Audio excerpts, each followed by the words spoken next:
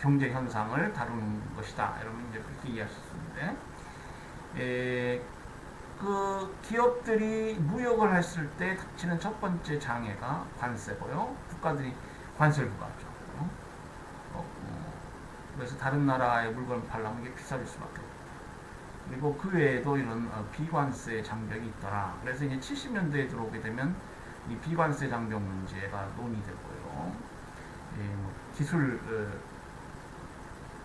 표준 과학기술이나 표준 관련한 제도들, 국가적 제도들을 무역 왜곡 효과를 가져오도록 운영해서는 안 되겠다. 뭐 이런 것들이 논의됩니다.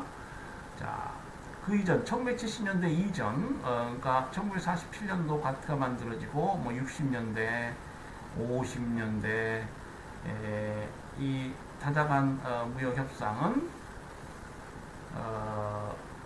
관세를 낮추는 데 집중이 됐어요. 그래서 무슨 딜런 라운드랄지, 딜런은 미국의 외무장관 이름이에요. 외교 통상 관련한 장관 이름입니다. 딜런. 그리고 60년대, 50년대 다자간 협상은 우리가 딜런 라운드라고 사람 이름을 붙여서, 그래서 관세를 많이 낮췄고요. 특히 60년대 케네디 라운드. 케네디는 여러분 잘 아시다시피 60년대 미국 대통령이죠. 존 F 케네디 암살당한 이 케네디 라운드를 통해서 이제 대폭적인 관세를 이룹니다. 여러분 뭐 국제 정치학 시간에 정상 외교 서밋 컨퍼런스 뭐 정상회담이랄지 정상들이 만나서 회담하면은 이 많은 성과를 거둘 수 있습니다. 그 이름도 케네디 라운드로 붙이고 이 60년대 대폭적 관세 인하를 이뤄냈어요.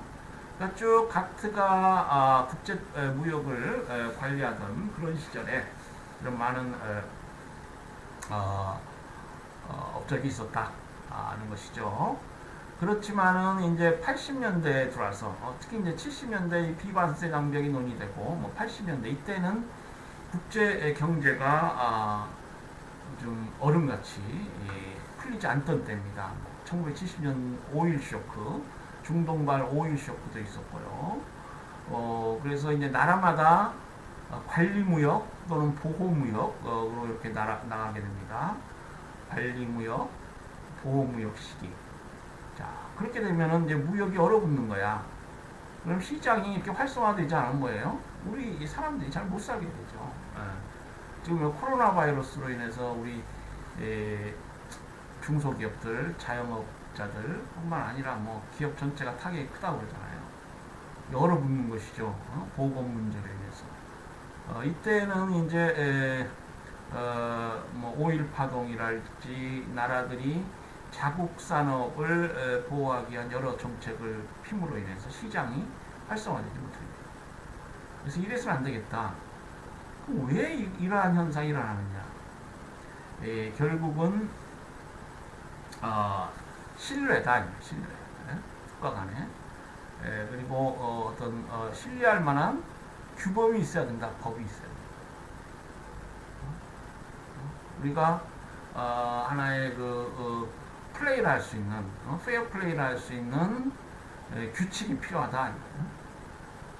같은만 오라는 된다. 너무 편협하고, 그 다음에 또 공산품만 적용되고, 뭐 이렇기 때문에 보다 그 관할권, 이 넓은 어떤 규범 체제를 만들어야 된다.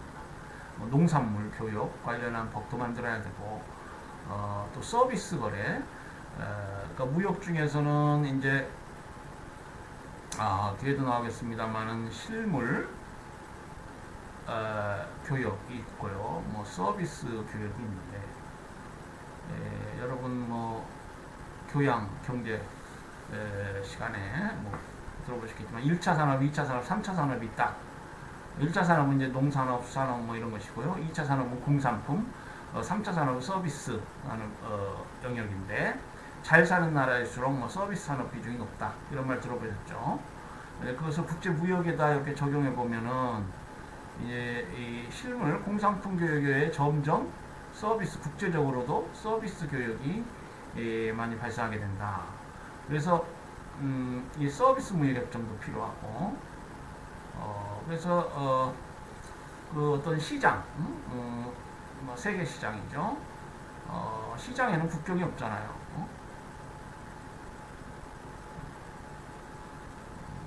우리 국제법은 이제 국가를 전제로 하는데, 세계에는 이 국가라는 것은 뭐 우리 영역, 국가 영역 관련해서 공부했지만 영역이라는 게 얼마나 중요해요. 관세선, 우리 경제적으로는 이제 관세선 정도가 될 것 같은데요. 그거하고 달리 시장이라는 것은 국경이 없어요.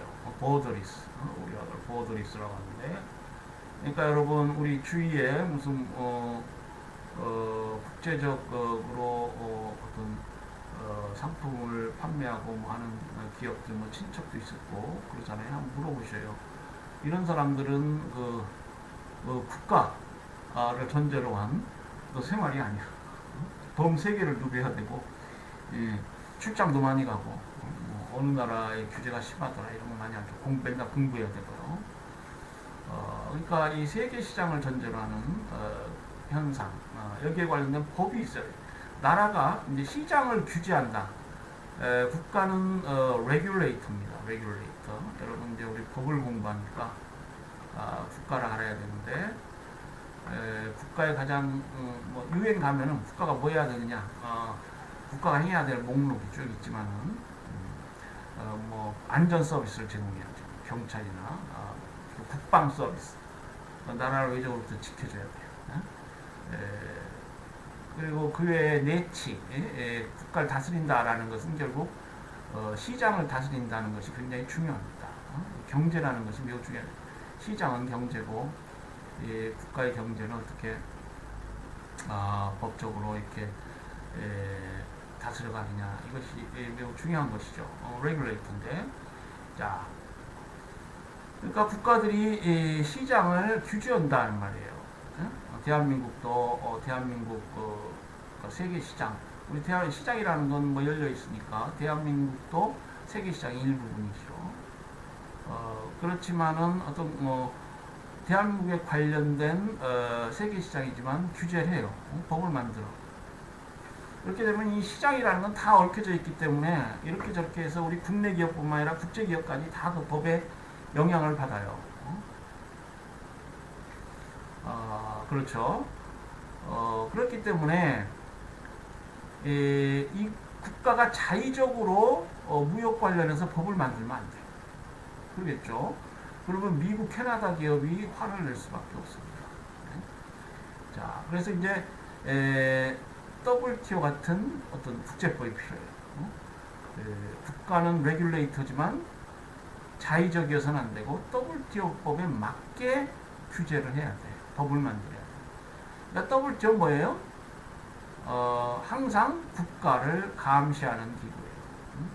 그래서 우리가 이 WTO를 학자들은 가트, 그 이전은 가트였지만 이제 가트는 좀 아까도 말씀드렸듯이 관할권 범위도 좁고 뭐 사무국 체제니까 그런 말을 잘 안 쓰는데, WTO는 가입국 수도 많고 가장 지금 활발한 국제기구라고 할 수 있습니다.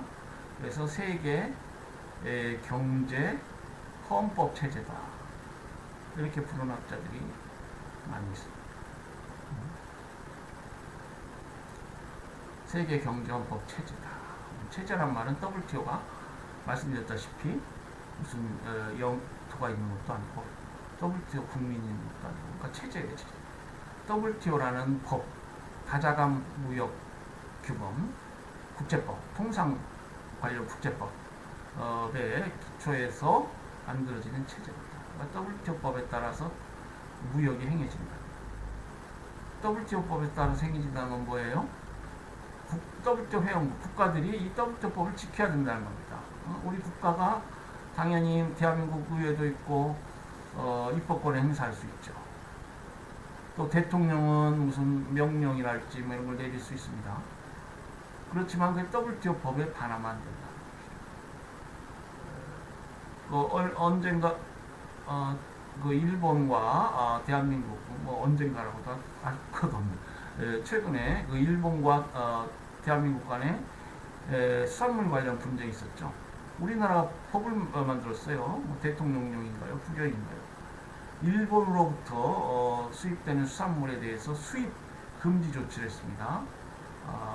우리 그걸 전문적인 말로 인바라고 해요. 왜? 국민의 보건, 위생을 보장하기 위해서, 지키기 위해서.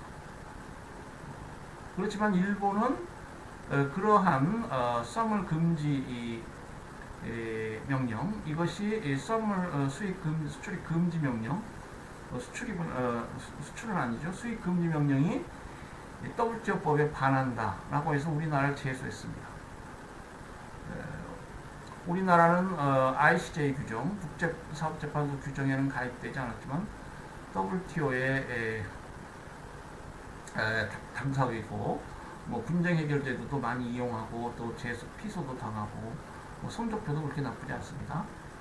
승패소 성적표도 그렇게 나쁘지 않습니다. 이 수산물 협정도 우리가 승소했죠. 그래서 이렇게 국가가 어떤 규제를 하지만 WTO법을 지켜야 된다. 이게 하나의 프레임워크예요. 국제경제법을 이해하는데, 여러분 이 부분만 이해하시면 뭐 사실 국제경제법과 WTO는 기본적으로 다 이해를 하신 거다, 이렇게도 볼 수 있어요. 그러니까 regulator, domestic measure란 말이 있어요. 국내 조치. 어느 나라든지 regulation, 규제를 한다 이 말. 그거는 이제 국내 조치입니다. domestic measure. 대한민국 의회가 법을 만들면 이건 domestic measure예요. 그리고 이 경제라는 것은 뭐 사실 복잡하게 얽히게 됩니다. 그렇기 때문에 이게 경제 관련 법이 아닌데도 문제가 될 수 있어요. 이렇게 간접적으로 이렇게 돼서. 그래서 WTO에 제소되기도 하고 그렇습니다. 그러니까 대한민국 의회가 도메스틱 메저라고 하면 대한민국 의회가 제정한 법률서부터 시작해서 대통령이나 행정각부 장관이 발하는 명령, 그리고 그 사법부, 우리 대법원 판결이랄지 뭐 하급심법원 판결, 이런 것도 다 국내 조치예요. 이런 것들이 WTO법에 위반되면 다 이렇게 통제의 대상이 됩니다. 뭐 제소되기도 하고요. 뭐 그런 프레임워크를 여러분이 이해하시면은 이제 국제통상법 기본을 이해하신 것이다, 뭐 이렇게 말씀드릴 수 있겠습니다. 그래서 이 가트 체제는 이제 1994년도에 WTO 체제로 발전하게 되는데, 그것은 그 각국이 소위 그 네오 프로텍셔니즘, 네오 하면 뉴라는 뜻이죠. 프로텍셔니즘 하면은 이제 보호주의를 말해요. 원래 보호주의는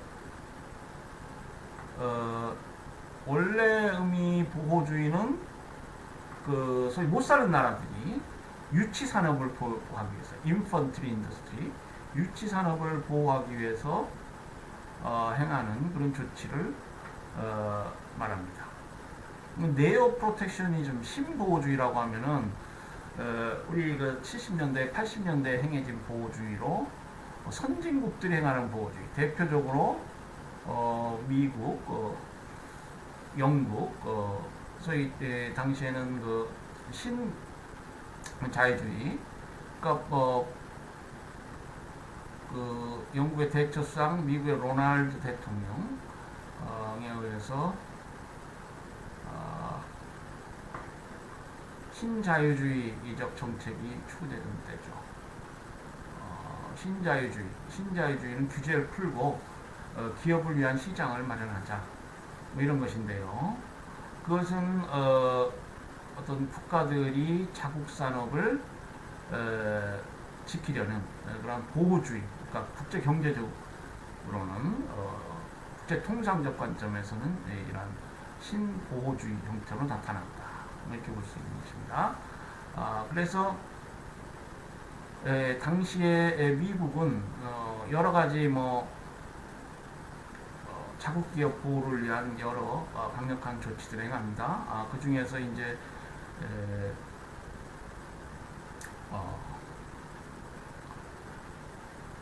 시장 질서 유지 협정, 마켓 오더리 마켓 어그리먼트 OMA,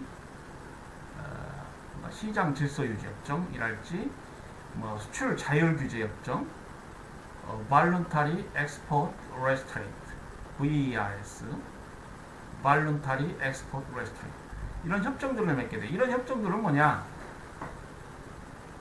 미국이 이 양자 간 협상, 그러니까 문제되는 일본이랄지 뭐 한국, 동남아 국가들 자국의 통상 이익을 해치고 국제 통상법적 정의에 반하는 그런 행위를 한다고 하는 나라들하고 마주 앉아서 양자 협상을 해서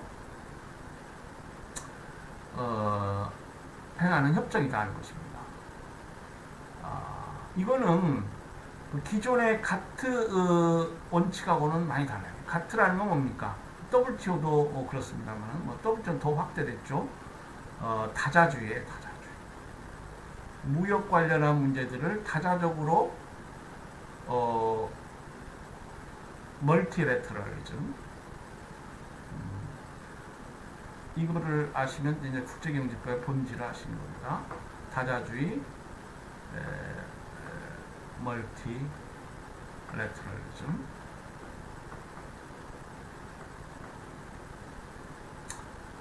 모여서 해결하자. 이 통상 문제, 이거는 모든 나라들이 같이 공유할 수 있는 문제다. A국과 B국 간의 자동차 관세의 문제는 그 두 나라만의 문제가 아니고 여러 나라의 같은 시장에서 다투는 많은 나라들 간의 공통적인 문제니까 모여서 해결하자. 다자주의가 가트의 기본 어떤 접근 방식, 기본 정신이에요. WTO는 이제 그것이 더 확대된 것이고요. 이에 비해서 양자주의는 바이레터럴리즘이라고 하는 것인데, 바로 이 70년대, 80년대 보호무역기에 미국이 행한 그런 여러 가지 행태들을 우리가 다자주의라고 할 수 있습니다. 그러니까 일본 자동차가 미국 시장에 너무 많이 들어온다? 수출 자율 규제라 이 말이에요. 이거는 너무 부당하고 일방적이니까요.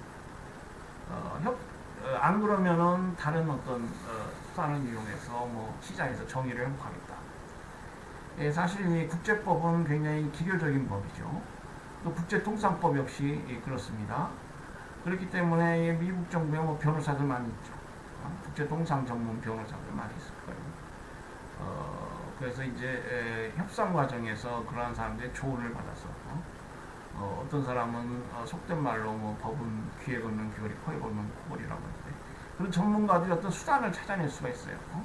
어느 나라의 정치의 뭐 도구인 경우가 많이 있습니다. 그것이 이제 어떤 법의 핵심적인 어떤 부분, 법의 정신을 근본적으로 해치면 안 되겠지만, 이 국제 정치가 많이 작용하는 국제법 영역에서는 그 수단, 도구로 쓰일 성격이 많이 있고, 이 협상 과정에서 그 법을 많이 하는 사람들이 안 그러면 다른 우리 합법적으로 보장된 다른 조치 취하겠다, 이렇게 뭐 협상한다든지 뭐 그럴 수가 있어요. 이게 OMA, 이거 뭡니까? Orderly Market Arrangement, 시장 질서. 너무 이렇게 상품이 많이 우리나라에 들어와서 우리 국내 시장이 교란되니까 적절한 조치를 하자. 특히 이 멀티 파이버 어그리먼트, 다섬유 협정이 70년대, 80년대 많이 체결됩니다. 미국 내에서의 의류 시장, 그래서 옷 만드는 거. 이거는 이제 노동력은 많이 들고, 노동 집약적이죠. 노동력은 많이 들고, 자본은 그렇게 많이 필요하지 않아요. 그러니까 우리나라가 한참 경제 발전할 때 이 의류를 많이 수출했죠. 그리고 네 마리 용이라고 하는 동남아 신흥 개발국들도 의류를 많이 수출했습니다. 그래서 미국 국내 의류 산업이 붕괴 직전에 이르게 됐다. 그러니까 이런 나라들하고 협상을 해가지고 다섬유 협정을 체결해서 어떤 그 수출을 규제하고 이렇게 한달지, 그러니까 이것이 법 형식적으로 이 불법이라고 꼭 말하기가 어려워요. 물론 그 가트 체제의 정신은 다자주의지만 나라들이 만나서 협상한다? 이거는 국제사회에서 흔히 당연히 있을 수 있다. 미국하고 일본하고 협상하자. 미국하고 대한민국하고 협상하자. 그래서 협정을 체결하게 되면은 약간 그 가트법에 좀 위반이 되더라도 어떤 경우에는 그것이 법리적으로 특별법 우선의 원칙에 따라서 우선할 수도 있고요. 그래서 이거를 꼭 어떤 법적으로 문제 삼기는 어려울 수 있습니다. 그렇지만 이게 뭐예요? 전반적인 어떤 이상적 어떤 세계 시장으로 나아간다, 그런 관점에서는 문제가 있어요. 기존의 가트라는 게 있고 다자주의에 기반하는 그렇기 때문에 지금 이제 WTO가 있고요. 그러니까 통상 관리에 관한 체제가 흐르는 방향하고는 어긋나지만 이게 불법이다 이렇게 특별히 말하기는 어려워요. 그렇지만은 이제 이런 것들이 문제다. 엄격한 어떤 불법 문제를 떠나서 좀 조화로운 방향으로 나아가자. 그래서 이 1980년대 우루과이 라운드 협상이 시작되고요. 이 타자주의를 보다 규범적으로 공고히 하는 것이 이 WTO라고 할 수 있습니다. 그래서 이제 이런 영역들, 그 7, 80년대에 양자 간 협상, 그에 기초한 어떤 협정, 이런 것들은 이제 소위 그 미국 경제, 이 그 당시 그 신보호무역주의를 하던 선진국 경제, 국내 경제가 붕괴할 우려가 있기 때문에 행해진 긴급조치로 보고 세이프가드 협정을 통해서 이걸 흡수하자.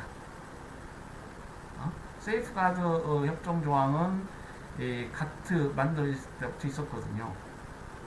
그런데 이제 WTO 들어오면서 이 세이프가드 조치에 관한 협정이 독립된 협정으로 이렇게 만들어지게 됩니다.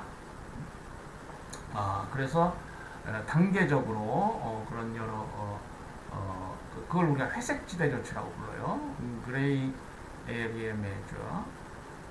그러니까 이게 엄격하게 봤을 때 이걸 불법이라고 할 수 있느냐? 그렇다고 해서 이게 가트하고 이게 잘 융화되는 것이냐? 불법도 아니고 가트하고는 잘 융화가 안 되고, 그러니까 모호하다, 그레이, 회색, 이건 이제 모호하다는 걸 상징하죠. 모호한 조치들이 많이 있었다. 70년대, 80년대. 요것을 보다 규범적으로 해결하기 위해서 세이프가드 조치 협정을 만들고 이것을 이제 철폐하도록 이렇게 하고요.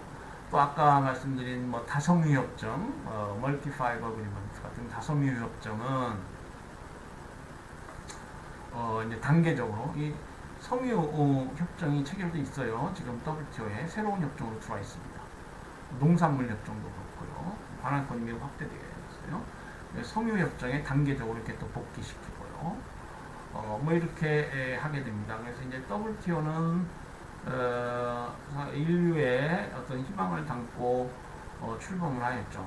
가트 WTO. 이런 것들은 뭐냐면은 기본적으로 아까 신보호무역주의 얘기했지만은 소위 시민사회, 자유민주주의에 바탕한 시장 질서, 그리고 그거를 보호하기 위한 규범으로 이루어진 체제입니다. 자유민주주의. 자유민주주의를 해야 번영한다. 이렇게 보는 것이죠. 근데 국제분업론, 리카르도, 국제분업론, 시장이 나라마다 경쟁력 있는 산업부대에 특화해가지고 거래, 무역을 하게 되면은 우리 인류의 물질적 복지순이 최대로 증진된다.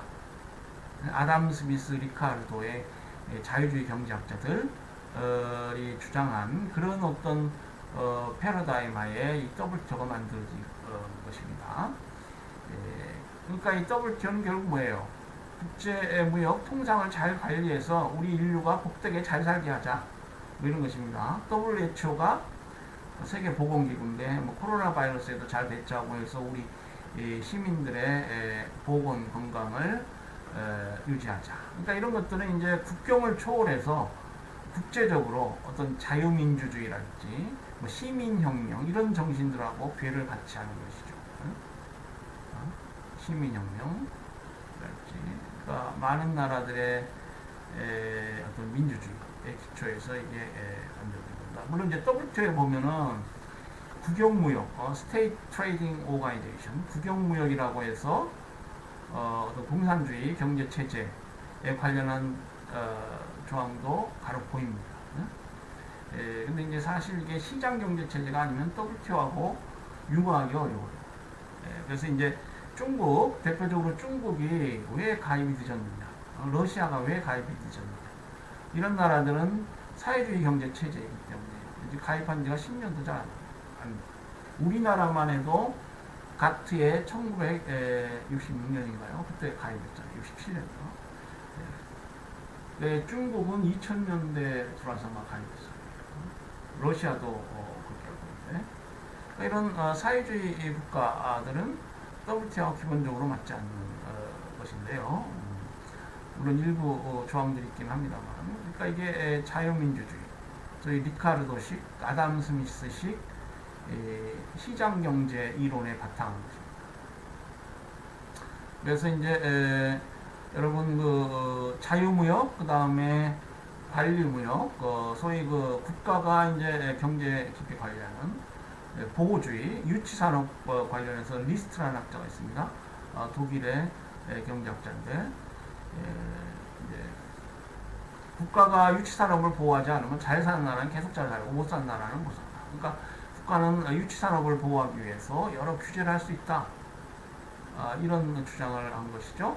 그래서 이제 이 WTO 체제를 이해할 때 이 경제학자들을 통해서 이해하면 보다 좀 쉬울 수 있습니다. 리스트의 국가 관여 주의, 그리고 아담 스미스랄지 그 뭡니까 리카르도 같은 자유주의 경제학자들 시장은 나더라 되죠. 자, 그러면 이 WTO는 그 중간쯤 있어요. 국가가 개입하는 것은 경제 주권 관점에서, 국제법이니까 주권이라고 써야지. 경제 주권 관점에서 당연한데 이 WTO 법에는 위반하지 말아야 됩니다. 심판으로서의 WTO가 있다. 그래서 이 중간쯤, 리스트와 리카르도 얘기의 중간쯤에 WTO가 있어요. 여기 기본적으로는 이 자유민주주의의 바탕에 있고, 그렇기 때문에 이제 그렇고요. 법적으로도 이제 이 자유민주주의 법의 이상이 WTO 이상입니다. 우리가 경제적으로 풍요하게 잘 살자, 이게 이제 지향하는 바고요.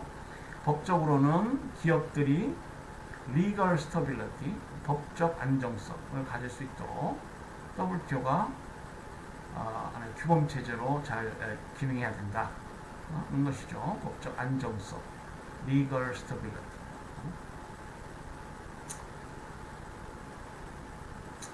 그리고 예측 가능성. 우리 법이 지향하는 이상이 법적 안정성, 그리고 예측 가능성.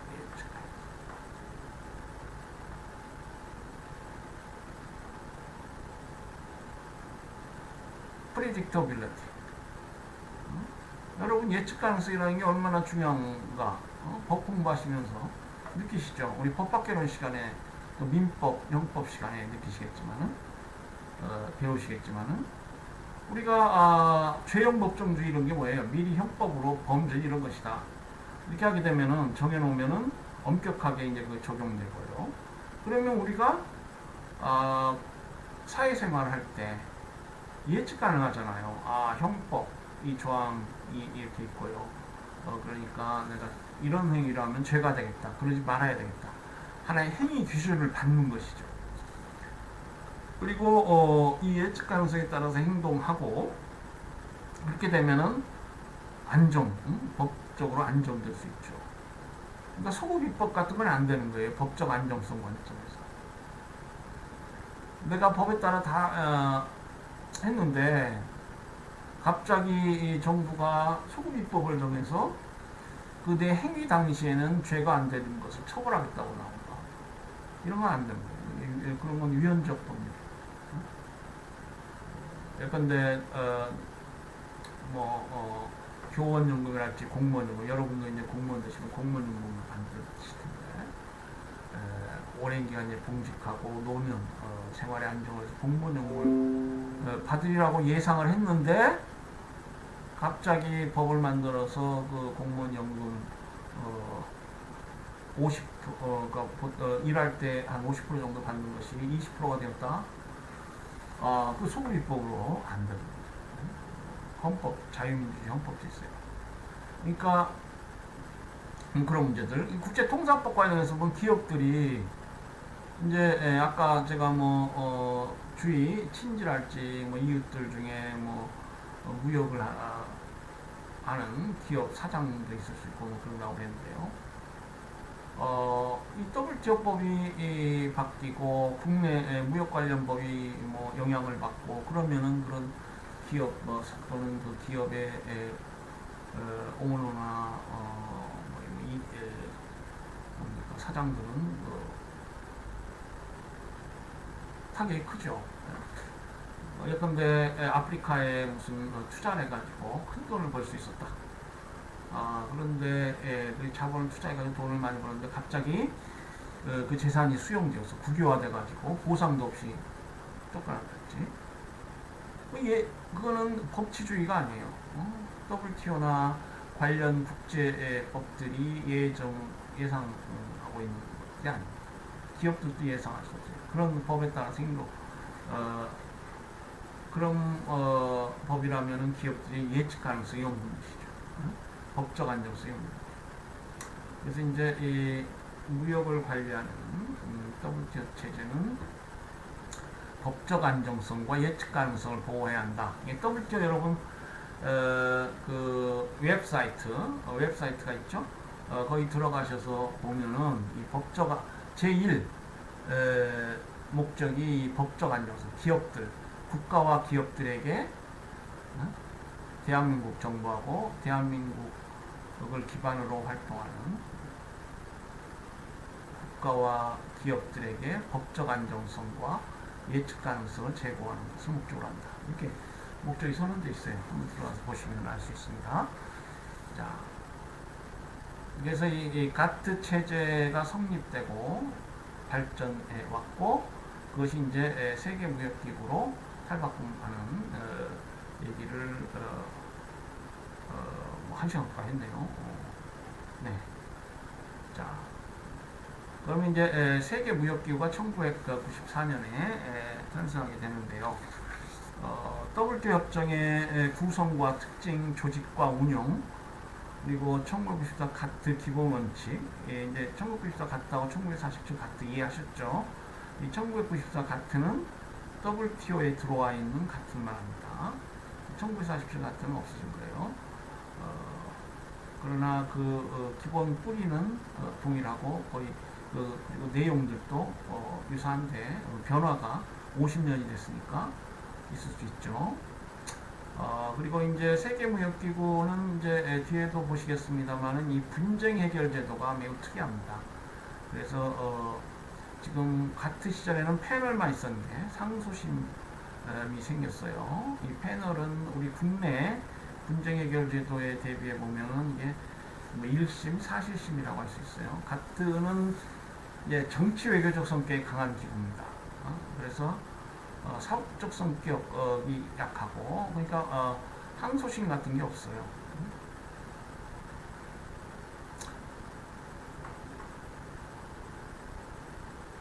정치 경제적 성격이 강하고 WTO는 뭡니까? 사법적 성격이 강해요. 그래서 분쟁 해결 제도만 해도 우리 대법원과 같은 법률심이 있습니다. 애플레이트 바디라고 하는 항소심이 있습니다. 항소기구 AB, 약어로 AB라고 불러요. 애플레이트 바디. 그러니까 이런 법률심이 있다는 것은 어떤 판례를 법이라고 했을 때, 물론 이 WTO법 체제는 판례법이라고 하기 어렵고요. 여러 성문, 다자간 무역협정이 있습니다. 그렇긴 하지만 성문법 국가에서도 판례법은 매우 중요하죠. 우리 같은 경우에도 그렇고요. 우리나라도 성문법 국가지만 대법원 판례 매우 중요하고, 대법원 판례를 변경하려면은 합성법상 무슨 전원합의체를 요구한달지 뭐 그렇습니다.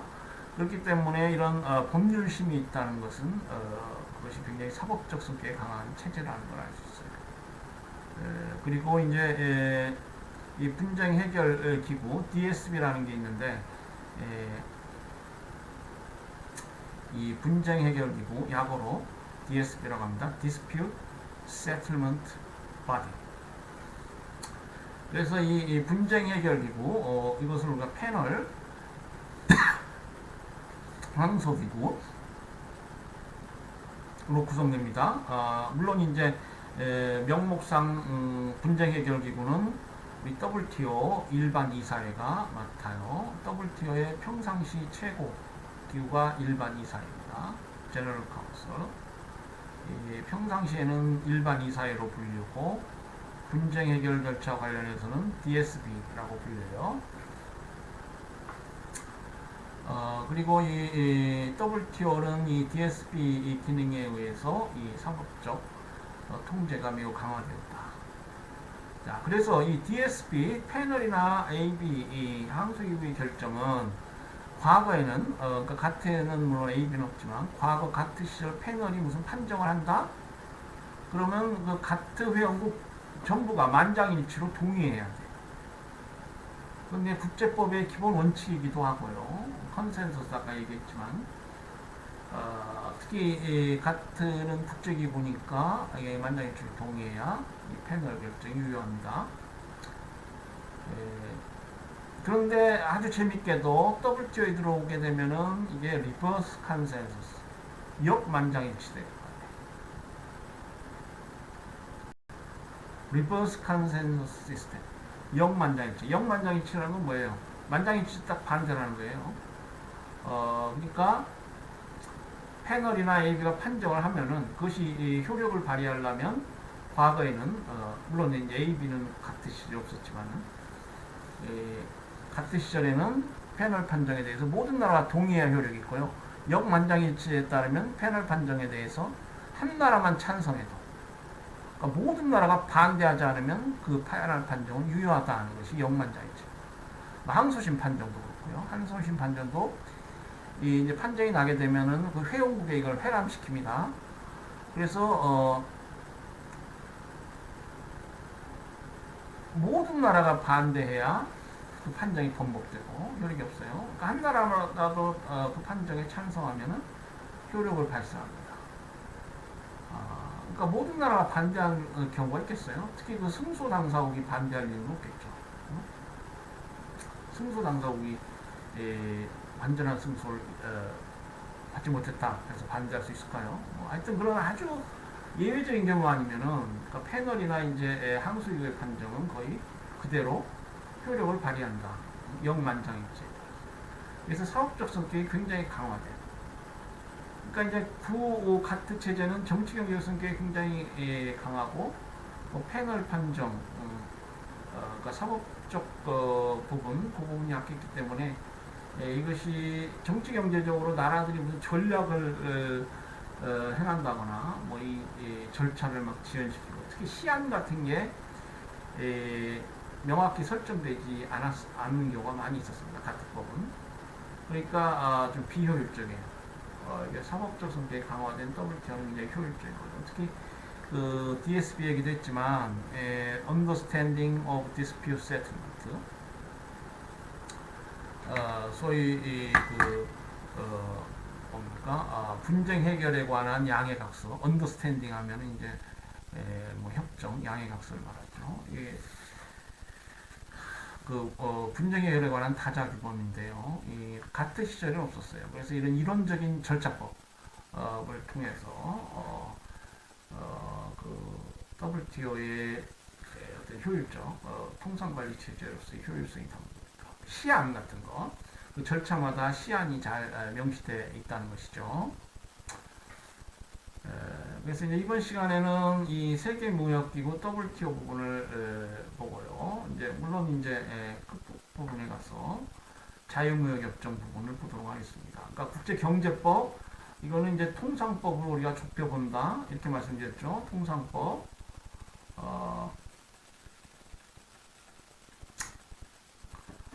이 통상법은 이런 가장 대표적인 통상법으로서 WTO법이 있고요. 이건 범세계적으로 적용되는 법이라고 할 수 있겠습니다. 이 자유무역협정은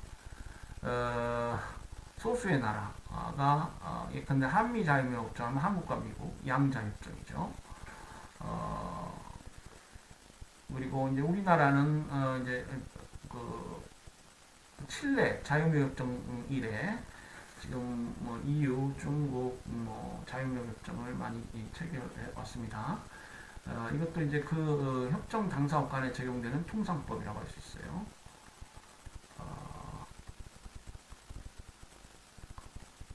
그리고 이제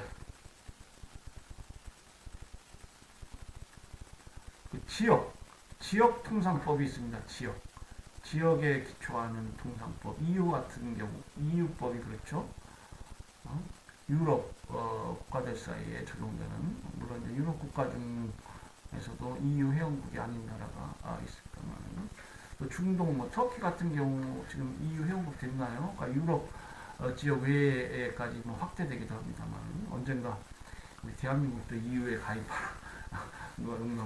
이제 보통 그 지역 협정들이 있습니다. 남아메리카 국가들 간의 뭐, 통상 관련 지역 협정도 있고요. 또 아프리카 지역의 국가들 간의 통상 협정도 있고요.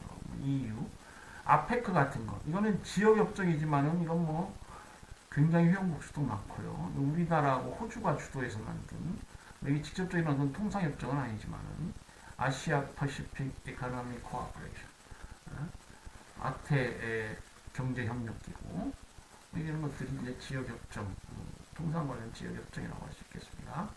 그래서 이런 다차원적인 통상 법이 있다. 국제경제법, 국제통상법. 이게 국제경제법을 이제 좀 줄여보면 국제통상법하고 일치한다는 것이죠.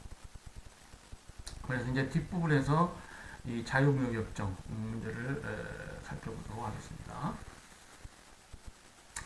자, WTO 협정의 구성과 특징. 우리 1046페이지, 교재 1046페이지에 표가 나와 있어요. 보시면은 이게 이제 부속서 형태로 되어 있습니다.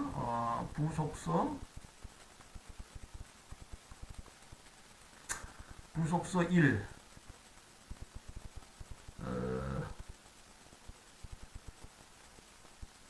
그리고 이제 부속서가 1A, B, C가 있고요. 우리 교재에는 가나다로 되어 있네. 그리고 이제 부속서 2, 3 이렇게 되어 있죠. 2, 3 이제 중요하고요. 4까지 있네요.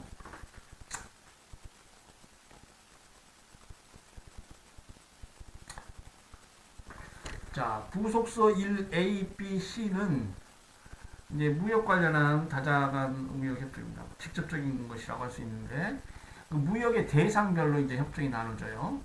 상품 무역.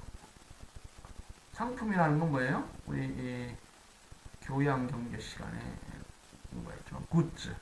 유형제라고 하죠. 유형제. 그러니까 이 유형제가 거래된죠. 당연히.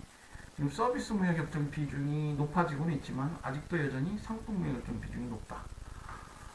추세는 서비스 무역 협정이 높아지지만 여전히 상품 무역 비중이 높다. 유형제입니다. 유형제. 그러니까 이 상품 무역 협정에 관한 법이 있어요. 우리 국제법을 공부하니까 뭐 그때 법이라는 건 당연히 다자간 통상 관련 다자조약을 말하죠. 유형제. 그리고 서비스, 이 서비스는 무형제입니다. 형태가 없죠. 그리고 우리 과학기술의 발전은 경제하고 밀접한 관련이 있어요.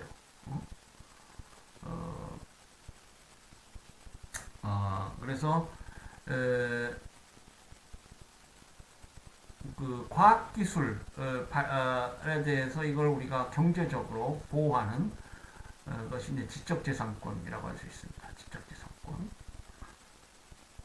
그래서 이 선진국들은 이 지적재산권 보호를 굉장히 강조하죠. 자, 재산권이라는 것, 이거 뭐 경제의 기본 아니겠어요? 그래서 과학기술 발전 시대에 들어서 그런 창작자, 또 특허권자들의 권리를 보호해줘야 된다. 자, 재산권이라는 것은 우리 사회적 어떤 개념이라고도 할 수 있습니다. 물론 이제 토지 소유권서부터 전형적으로 시작이 되지만 건물 소유권, 동산, 상품, 동산, 부동산 여러분 민법 시간에 공부하시죠. 예? 뭐 재산권의 대상이 됩니다. 그리고 이제 서비스 그리고 새로운 형태의 재산권이라고 할 수 있는 지적재산권. 그러니까 이 지적재산권은 쿼자이 프로퍼티, 준소유권법이라고도 할 수 있어요.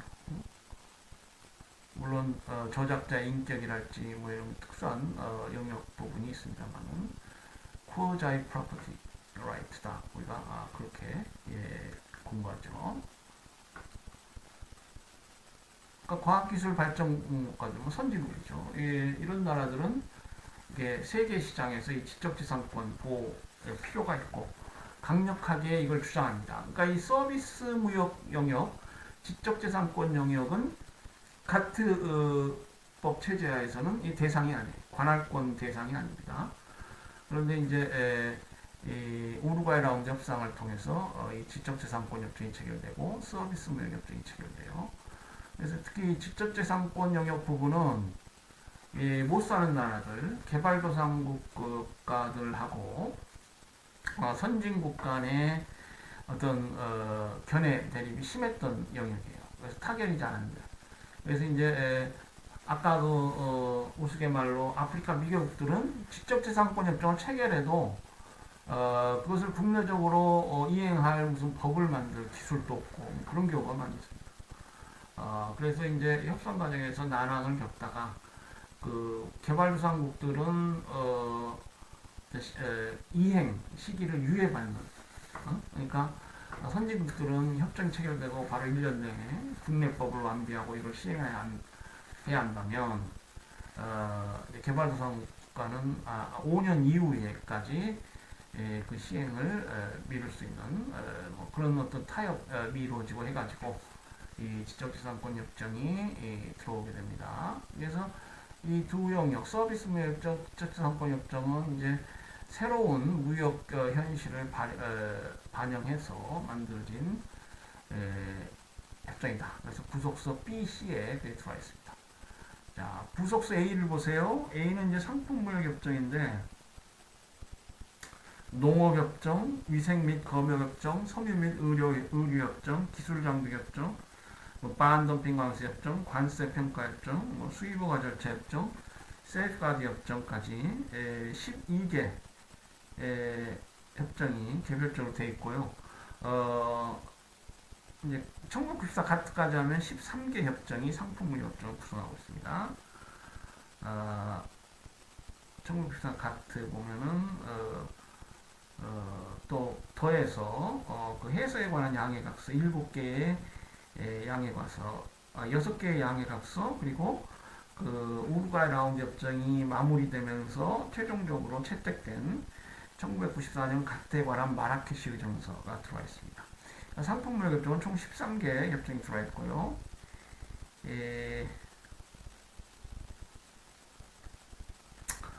그러니까 부속서 1A죠. 다자간 상품무역 협정. 그리고 이제 WTO 체제에 관한 가장 기본적인 협정으로 WTO 설립 협정이 들어와 있습니다. 이거는 이제 특수 분야에 관련된 것이 아니고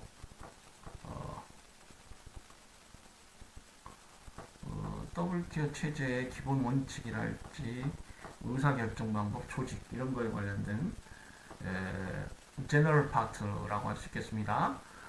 그렇기 때문에 이제 학자들 간에 이 WTO 설립협정과 각 개별협정